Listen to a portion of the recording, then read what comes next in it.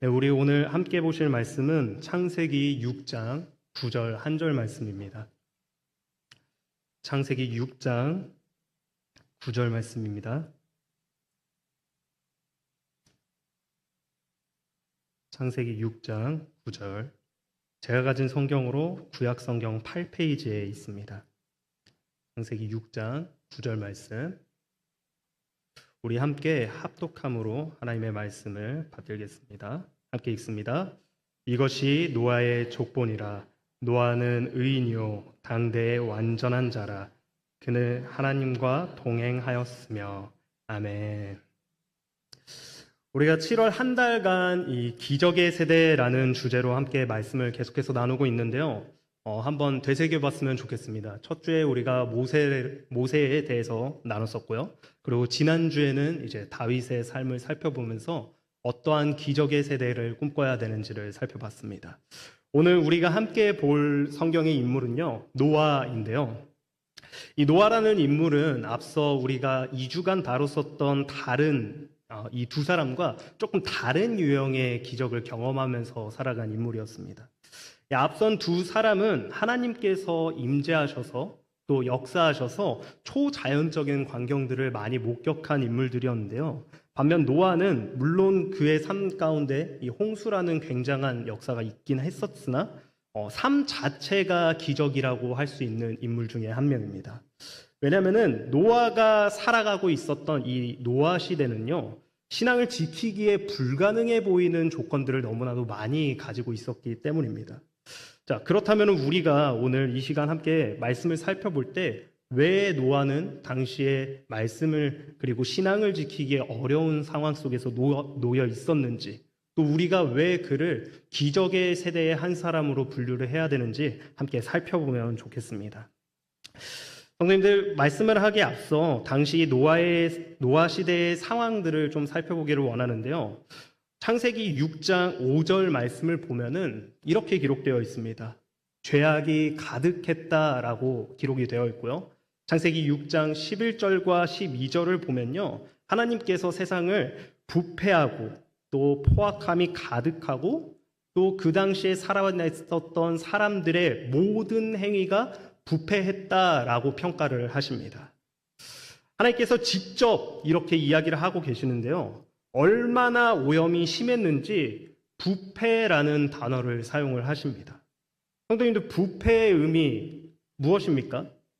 제가 국립국어원의 부패라는 단어를 좀 검색을 해봤는데요. 부패에 대한 정의는 이러합니다. 썩다, 상하다, 또 못쓰게 되다라는 의미를 가지고 있습니다. 이 땅이 부패했다라는 이 의미에 적용을 한다면은 이렇게 해석할 수 있습니다. 더 이상 이 땅은 사용할 수 없다. 재정비가 필요하다라고요. 당시의 상황이 어떠했길래 하나님께서는 이 땅을 부패했다라고 표현을 하셨을까요? 이 창세기 기자는요, 6장에서 이 땅이 부패한 이유를 두 가지로 요약을 합니다. 우리 함께 창세기 6장 2절 말씀을 보겠습니다. 2절 말씀에 이렇게 기록되어 있습니다. 하나님의 아들들이 사람의 딸들의 아름다움을 보고 자기들이 좋아하는 모든 여자를 아내로 삼는지라. 아멘. 이 말씀을 보면은 우리가 보기에는 단순한 결혼이 기록된 말씀처럼 보입니다. 그런데 창세기 기자는 이 말씀을 근거로 사람들의 마음이 부패했다라고 이야기를 하는데요. 왜 그런지 우리 한 구절을 더 살펴보려고 하는데요. 이번엔 성도님들이 한 목소리로 읽어주시면 감사하겠습니다. 창세기 3장 6절 말씀입니다.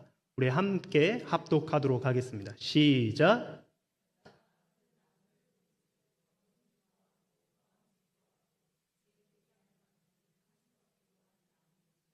여자가 그 열매를 따먹고 자기와 함께 있는 남편에게도 주매 그도 먹은지라.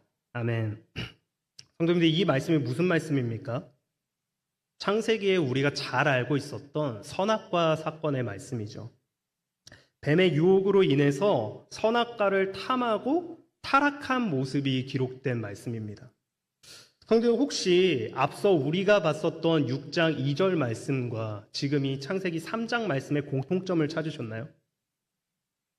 이 두 구절을 잘 살펴보면요.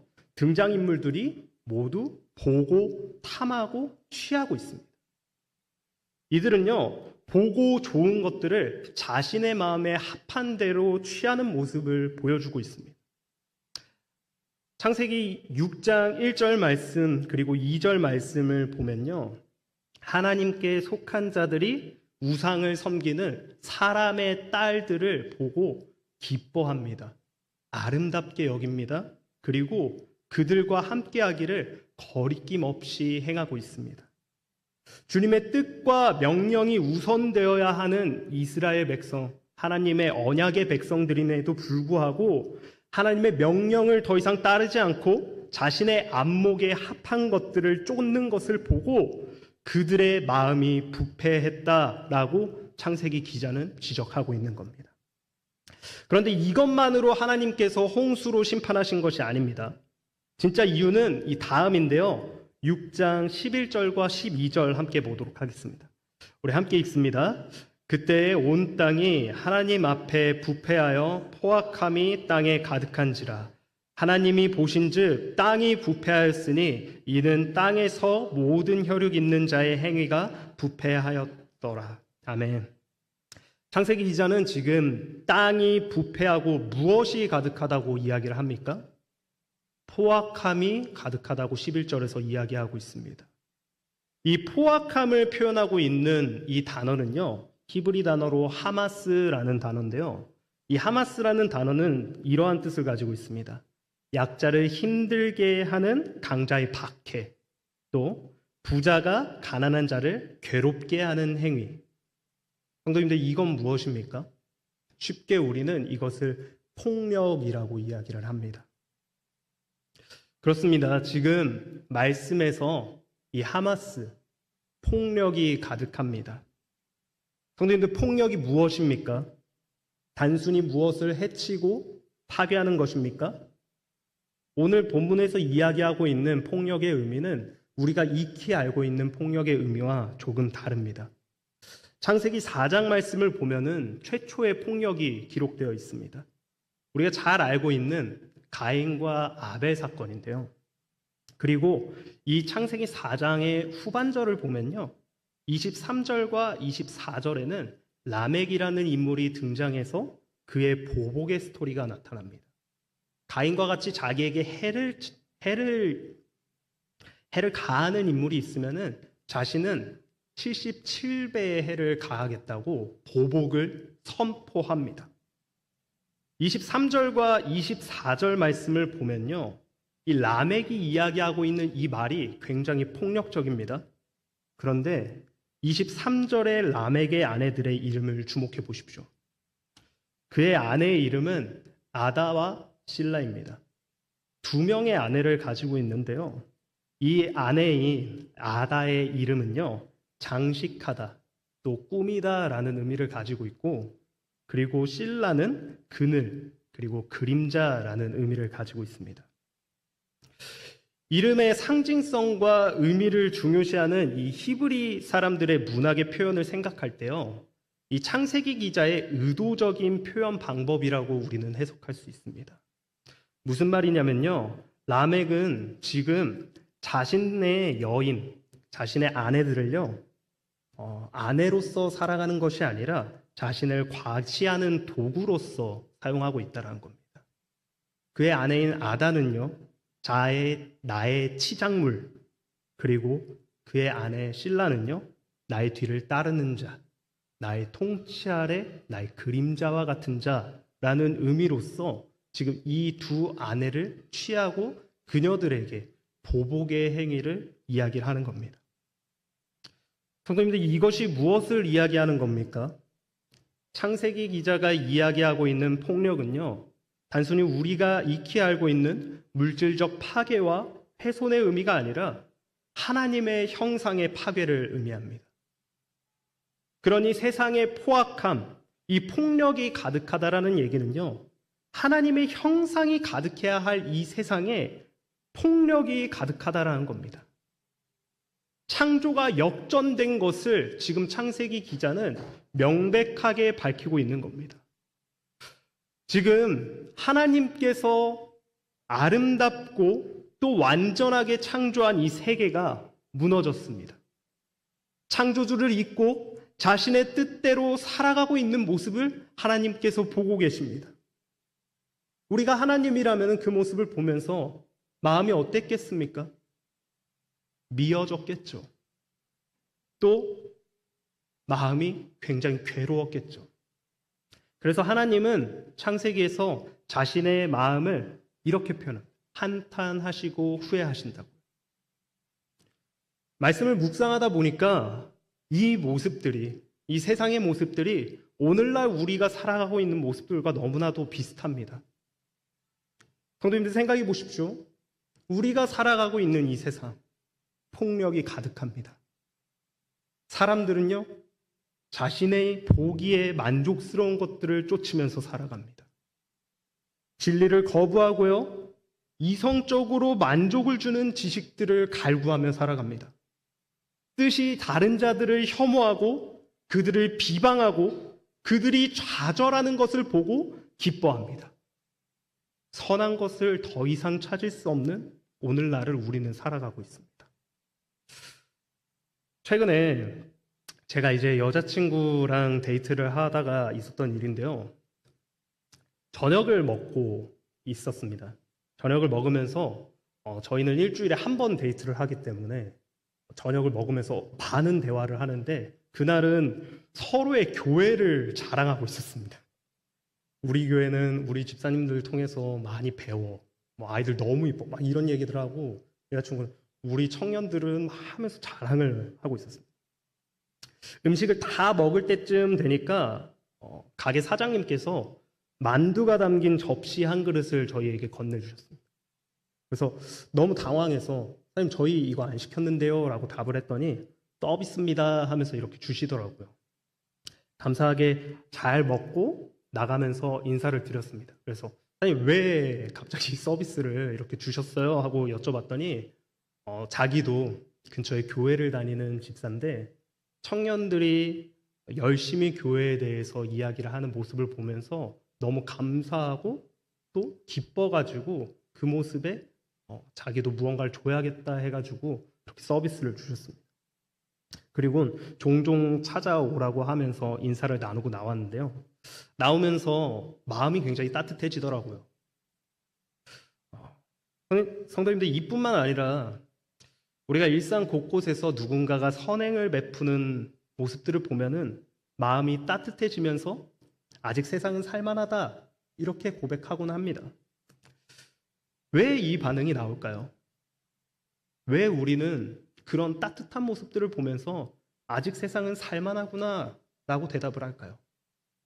왜냐면은 세상이 너무 강팍합니다. 무질서하고 불의하고 무의식으로 그런 것들을 느끼면서 살아갑니다. 그래서 하나님의 공의와 질서 또 사랑과 섬김을 보면은 마음이 기쁨을 느낍니다. 우리가 살아가고 있는 이 세상을 우리도 모르게 그렇게 강팍한 세상으로 우리는 무의식적으로 느끼고 있습니다. 성도님들 이런 세상에서 오늘 하루를 살아낸 소감이 어떠십니까? 살만하십니까? 신앙하기에는 괜찮은 하루였습니까?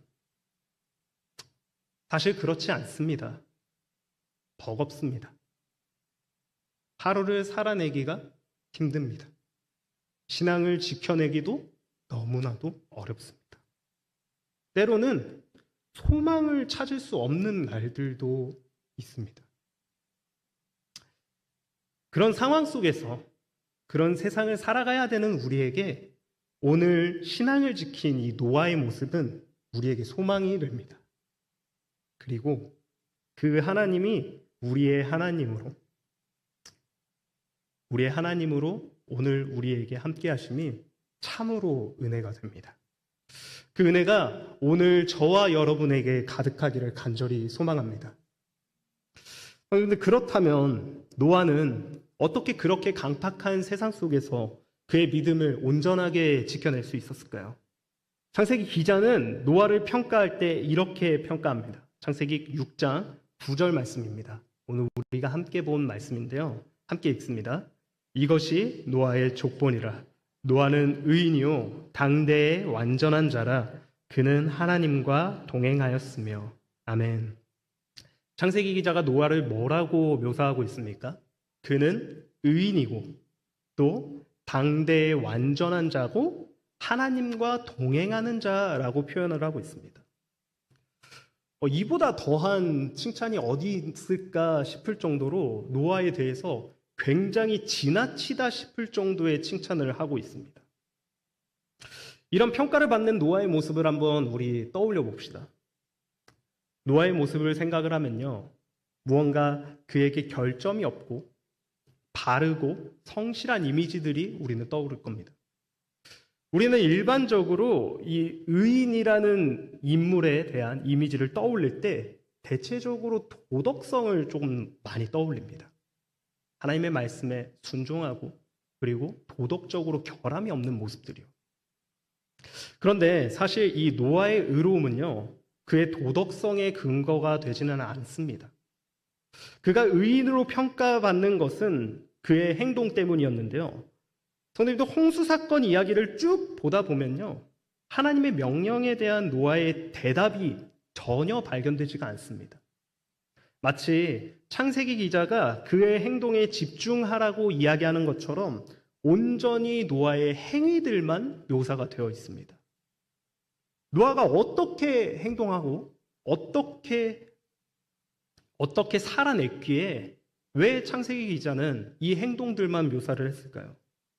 6장과 7장 말씀을 쭉 보다 보면요, 노아가 하나님이 명령하신 말씀을 행했다라는 이 표현만 총 4번이 등장합니다.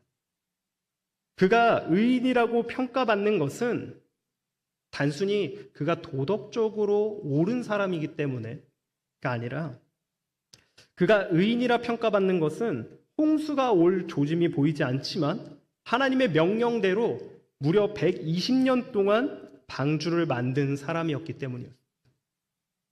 노아는 방주를 만든 후에요, 들어가는 것에 순종했습니다. 또 방주에 들어간 동물들에게 먹이를 준비하는 것들에도 순종했습니다. 또 이어서 짐승들을 방주에 들이라는 명령에도 순종했습니다. 그런 노아는요, 이런 모든 명령들에 대해서 한마디도 대꾸하지 않습니다. 그저 하나님이 명령하신 대로 순종하는 모습을 보여줍니다. 창세기 기자는요, 의도적으로 의인은 하나님의 말씀에 절대적으로 순종하는 사람임을 강조하고 있습니다. 의도적으로 의인은 하나님 말씀에 절대적으로 순종하는 사람인 것을 강조하고 있습니다. 그러나 노아가 보인 이 모습들, 이 순종의 모습들, 때로는 이 모습들이, 이 믿음과 순종은 우리에게 있어 불가능해 보이는 믿음과 순종처럼 보이기도 합니다.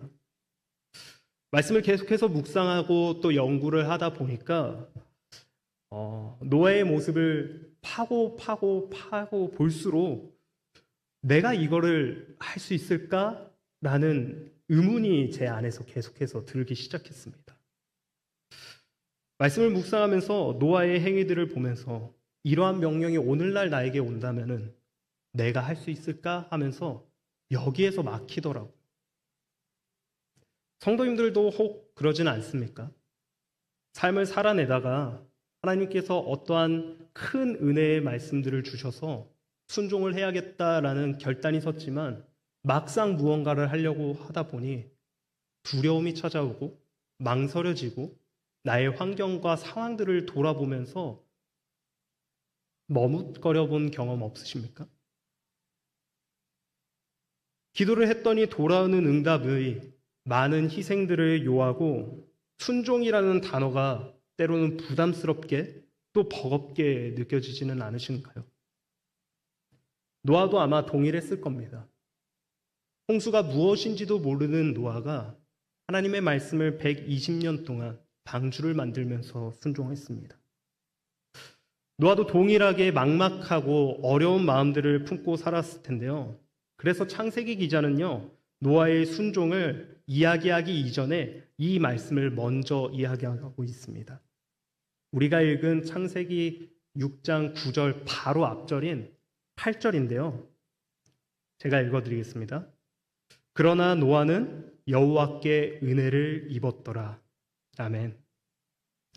이 말씀을 직역하면요, 노아는 하나님의 눈에서 은혜를 발견했습니다 라고 해석할 수 있습니다. 은혜를 발견했다. 이것은요, 은혜가 먼저 있어야만 합니다. 그렇습니다. 주님은요, 세상이 부패했고 세상을 심판하고자 하셨지만 여전히 그들을 사랑하셔서 은혜를 줄 대상을 찾고 계셨습니다.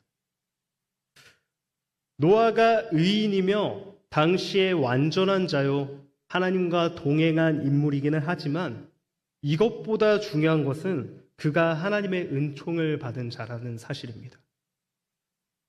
성도님들, 하나님은 지금도 동일하게 은혜를 줄 대상을 찾고 계십니다. 순종이 버겁고 망설여지십니까? 걱정하지 마십시오. 주님의 은혜가 함께할 때 그 은혜가 우리의 발걸음을 순종으로 이끌 겁니다. 그 사실을 기억하면서 살아가기를 소망합니다. 노아의 삶을 보십시오. 그가 방주를 만들기 시작한 나이가 500세가 넘습니다. 그리고 120년간 주님의 은혜를 힘입어서 눈에 보이지 않는 홍수를 대비했습니다. 기억하고 소망하십시오. 은혜가 순종을 이끌어냅니다. 그 은혜가, 그리고 그 은혜를 갈망하는 저와 여러분 되기를 간절히 소망합니다. 이 시간 말씀을 정리하려고 하는데요. 지난 7월 한 달간 우리는 계속해서 기적의 세대라는 말씀을 나누고 있습니다. 성도님들, 기적의 세대라 하면은 누가 떠오르십니까? 우리는 보통 다음 세대를 떠올리곤 합니다. 청년과 청소년, 나의 자녀들, 또 이러한 젊은 세대들을 기적의 세대가 되었으면 하면서 마음에 품습니다. 그런데 오늘 노아의 삶을 다시 한번 살펴보시기를 소망합니다. 앞서 이야기했듯이 노아가 방주를 만들기 시작한 나이가 몇 세입니까? 500세가 넘습니다. 그는요, 노년의 나이에 순종의 모습을 보여주십니다. 성도님들, 기적의 세대는 젊은 저희만의 이야기가 아닙니다. 주의 은혜가 함께 한다면은 청년이든 장년이든 노년이든 모두가 다 기적의 세대가 될 수 있습니다. 창세기 9장 8절과 9절 말씀을 보십시오. 하나님께서 이렇게 얘기하십니다. 하나님이 노아와 그와 함께한 아들들에게 말씀하여 이르시되 내가 내 언약을 너희와 너희 후손과, 이어서 계속해서 이야기하십니다. 그 모든 언약들을 너희와 함께 맺겠다고요. 하나님은 지금 노아 한 사람의 순종으로 인하여서 그를 비롯한 그의 모든 후손들과 함께할 언약을 약속하십니다. 성도님들, 우리의 자녀들이 기적의 세대로 성장하기를 소망하십니까? 그렇다면 우리가 먼저 기적의 세대가 되어야 합니다. 우리가 먼저 주님의 은혜를 경험하고 순종하여서 그 말씀에 순종하여서 동행할 때 주님은 우리의 자녀들을 기억해 주십니다. 그리고 선하고 공의로우시며 바르고 신실한 길로 우리 모두를 이끄실 줄을 믿습니다. 그러니 성도님들, 은혜를 구하십시오. 그리고 그 은혜를 힘입어 순종으로 나아가십시오.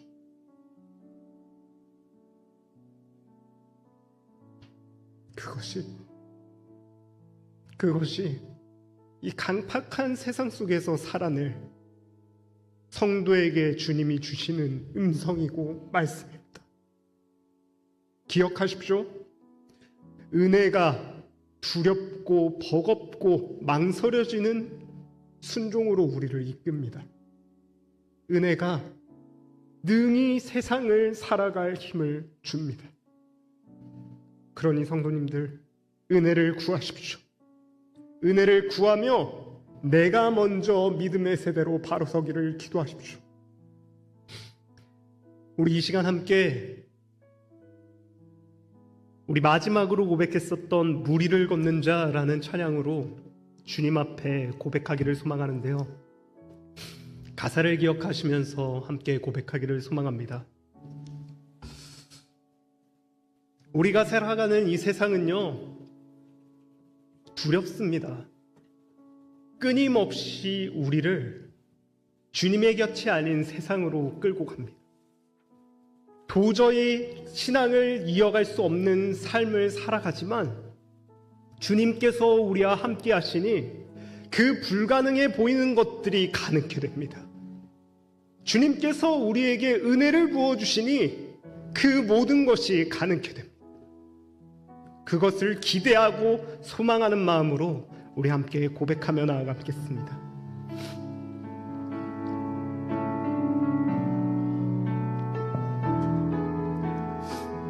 함께 고백합니다. 주님 나를 부르시니, 주님 나를 부르시니 두려움 없이 배서 나가리라.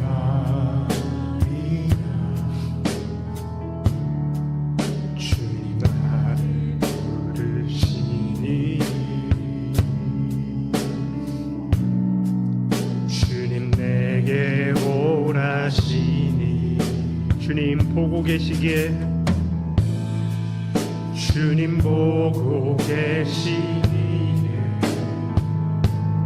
의심치 않고 바다를 걸어가리라. 주님 보고 계시기에,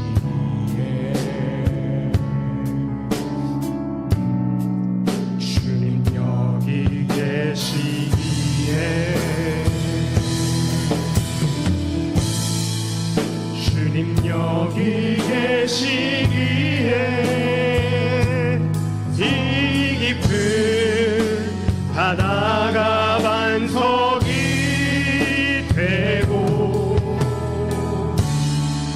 주님 여기 계시기에 반석 위를 내가 걸어가리라.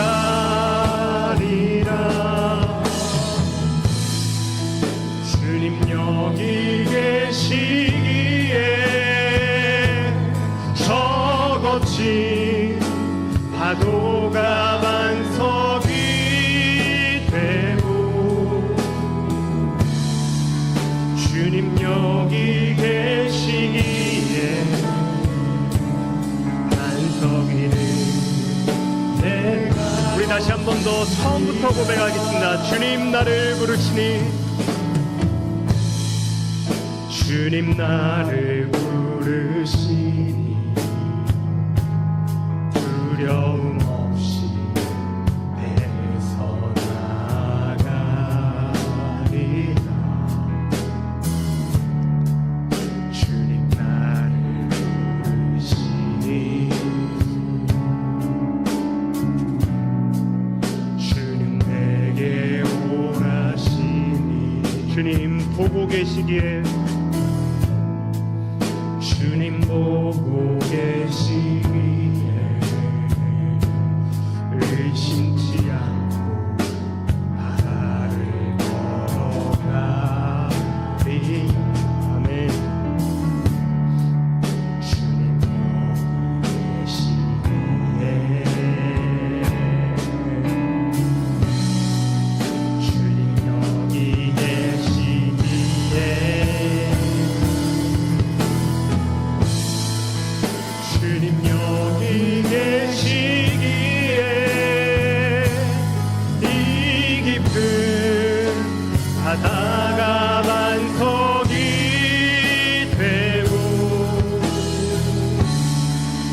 주님 여기 계시기에 단서기를 내가 걸어가리라. 주님 여기 계시기에 저것이 파도가 반석이 되고 주님 여기 계시기에 반석이. 우리 마지막으로 한 번 더 고백하며 나아갑시다. 주님 여기 계시기에 주님 여기 계시기에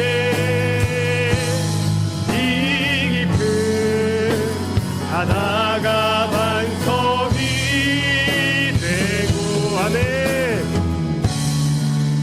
주님 여기 계시기에 반석이를 내가 걸어가리라. 주님 여기 계시기에 저것이 파도가 반석이 되고 주님 여기 계시기에 반석이를 내가 걷습니다.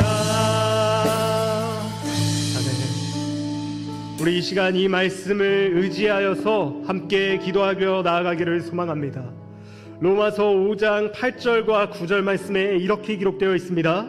우리가 아직 죄인 되었을 때 그리스도께서 우리를 위하여 죽으심으로 하나님께서 우리에게 대한 자기의 사랑을 확증하셨느니라.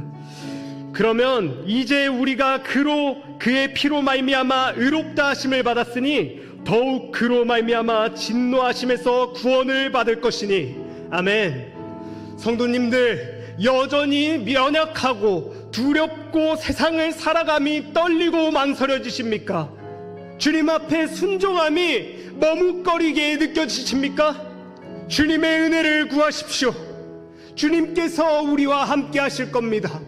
오늘 노아와 함께 하셨던 것처럼 우리와 함께 하실 때 우리가 노아가 보여줬었던 그 순종의 모습과 같이 우리의 삶 또한 불가능해 보이는 모든 문제들을 순종으로 이겨낼 수 있는 기적의 세대로 살아낼 수 있음을 기억하십시오. 우리 이 시간 함께 주님의 이름을 간절히 부르짖며 기도하실 때 주님 오늘 이 시간 우리에게 순종의 은혜를 부어주시옵소서. 주님의 은혜를 구하면서 주님 앞에 온전히 우리의 연약함을 내려놓고 주님을 찾으며 나아가기를 소망합니다. 주님 찾습니다. 주여!